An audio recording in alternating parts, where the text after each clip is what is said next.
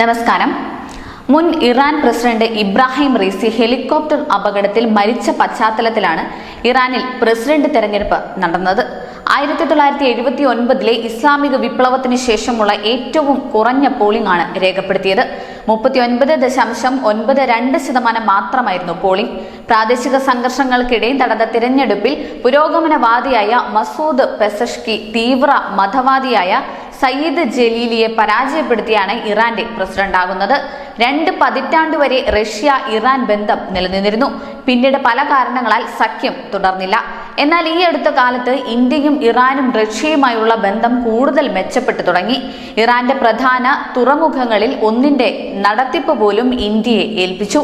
മോദിയും സർക്കാരും പുടിനുമായി നിരന്തര ബന്ധം ദൃഢമാക്കുന്ന തിരക്കിലുമാണ്.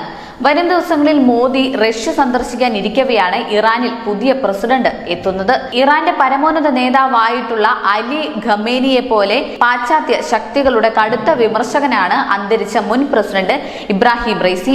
മതനേതൃത്വത്തിന്റെ അനുമതിയോടെ റൈസി നടപ്പാക്കിയ കർശനമായ ഹിജാബും പാതിവൃത്യവും നിയമം ഇറാനെ പ്രക്ഷുബ്ധമാക്കിയിരുന്നു. പ്രക്ഷോഭം മാസങ്ങളോളം നീണ്ടെങ്കിലും മതഭരണകൂടത്തെ പിടിച്ചുകുലുക്കിയ പ്രക്ഷോഭത്തെ റൈസിയുടെ സർക്കാർ അമർച്ച ചെയ്യുകയായിരുന്നു. ഇതിനിടെയാണ് ഇബ്രാഹിം റൈസി ഹെലികോപ്റ്റർ അപകടത്തിൽ കൊല്ലപ്പെടുന്നത്. മസൂദ് പെസഷ്കിക്ക് കീഴിൽ ഇറാന്റെ തീവ്രത നിലപാടിൽ നിന്നും പിന്നോട്ട് പോകുമോ എന്നതും ഇന്ത്യ ഇറാൻ ബന്ധത്തിൽ മാറ്റമുണ്ടാകുമോ എന്നതും ഏറെ നിർണായകമാണ്. ഇന്ത്യയും ഇറാനും തമ്മിൽ നൂറ്റാണ്ടുകളായി സാമ്പത്തിക ബന്ധമുണ്ട്.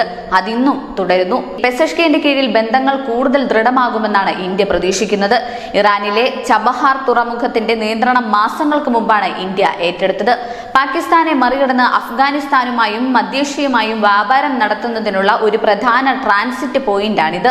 ഷാഹിദ് ബെഹേഷ്തി തുറമുഖ ടെർമിനലിന്റെ വികസനത്തിനായി $120 മില്യൺ ഇന്ത്യ നിക്ഷേപിക്കുന്നത്. കൂടാതെ ഇറാനിലെ അടിസ്ഥാന സൗകര്യ വികസന പദ്ധതികൾക്കായി $250 മില്യൺ വായ്പ നൽകുകയും ചെയ്തു. ഇന്ത്യയുടെ പ്രധാന ക്രൂഡ് ഓയിൽ സ്രോതസ്സുകളിലൊന്നാണ് ഇറാൻ. പാശ്ചാത്യ ഉപരോധങ്ങളുടെ പശ്ചാത്തലത്തിൽ എണ്ണയുടെ കയറ്റുമതി വർദ്ധിപ്പിക്കാൻ ഇറാൻ ഇന്ത്യയെ ആശ്രയിച്ചേക്കും. ഇതോടെ കുറഞ്ഞ വിലയിൽ ക്രൂഡ് ഓയിൽ വാങ്ങാനുള്ള സാഹചര്യം ഇന്ത്യക്ക് ലഭിക്കുകയും ചെയ്യും. ഇന്ത്യയും ഇറാനും തമ്മിലുള്ള സഹകരണത്തിലുള്ള മറ്റൊരു പ്ലാറ്റ്ഫോമാണ് international north south transport corridor അഥവാ INSTC. ഇന്ത്യയെ ഇറാൻ വഴി റഷ്യയുമായി ബന്ധിപ്പിക്കുന്ന മൾട്ടി മോഡൽ ഗതാഗത പാതയാണിത്. വ്യാപാരത്തിന്റെയും ഉഭയകക്ഷി ബന്ധത്തിന്റെയും കാര്യത്തിൽ കണക്ടിവിറ്റിക്ക് പ്രധാന പങ്കുണ്ട്. News desk news India Malayalam.